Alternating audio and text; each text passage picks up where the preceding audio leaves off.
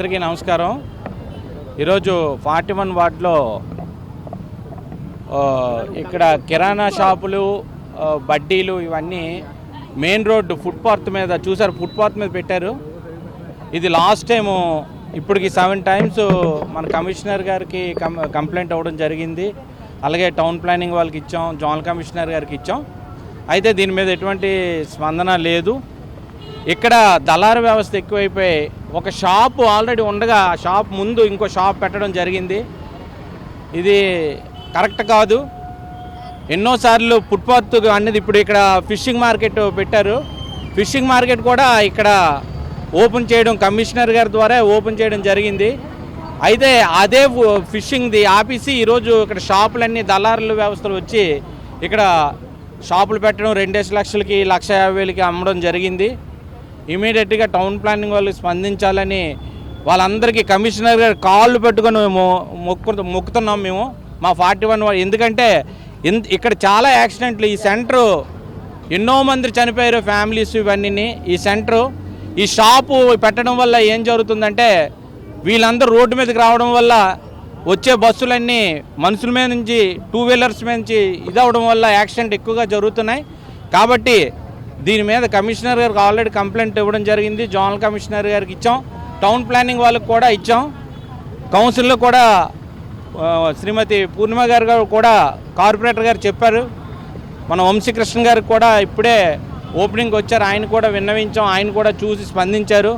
కాబట్టి ఇమీడియట్గా దీని మీద యాక్షన్ తీసుకుంటారని కమిషనర్ గారిని కోరుకుంటూ, ఎందుకు విశాఖపట్నం మంచి సిటీగా చేస్తామని చెప్పడం జరిగింది.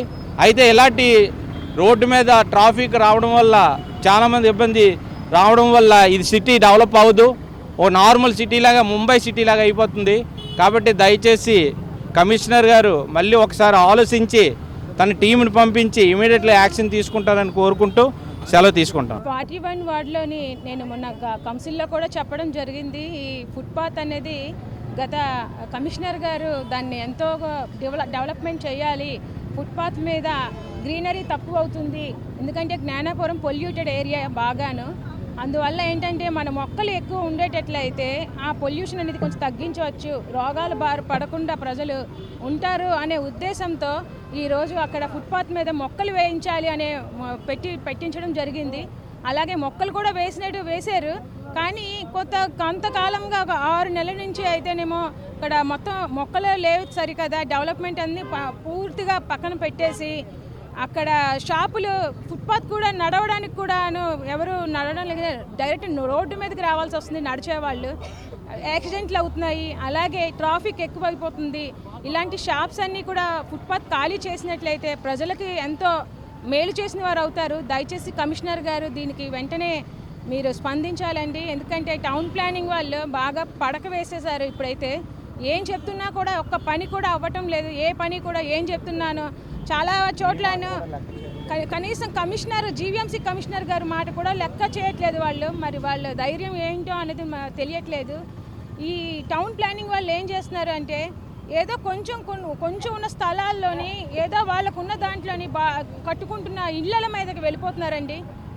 వాళ్ళ దగ్గర నుంచి 5దో 10దో తీసేసుకొని వాళ్ళని ఇబ్బంది పెట్టేసి చాలా. అలాగే బాబు కాలనీలోని ఒక వ్యక్తి అడ్డగోళ్ళుగా ప్రభుత్వ స్థలాన్ని ఆక్రమించి ఇల్లులు కట్టడం జరుగుతుంది. అలాంటి వాళ్ళని వదిలేస్తున్నారు టౌన్ ప్లానింగ్ వాళ్ళు. చిన్న పేదవాళ్ళు ఉన్న స్థలంలో కట్టుకున్న వాళ్ళని ఇబ్బంది పెట్టడం జరుగుతుంది. మరి ఇది ఎంతవరకు కరెక్ట్ సార్? దయచేసి ఇలాంటి వాళ్ళ నుంచి మా 41 వార్డుని రక్షించాలని, అలాగే కొంచెం దయచేసి పేదలు చాలా ఎక్కువ మంది మా వార్డులోని ఇలాంటి ఇబ్బందులు కలగడం వల్ల పేదలందరూ కూడా ఈరోజు రోడ్డుపైకి వచ్చేవాల్సి వస్తుంది సార్. అలాగే నేను మెయిన్గా ఏంటంటే ఈ ఫుట్పాత్ అనేది కొంచెం దీన్ని ఎలాగైనా మీరు సాల్వ్ చేయాలని కోరుకుంటూ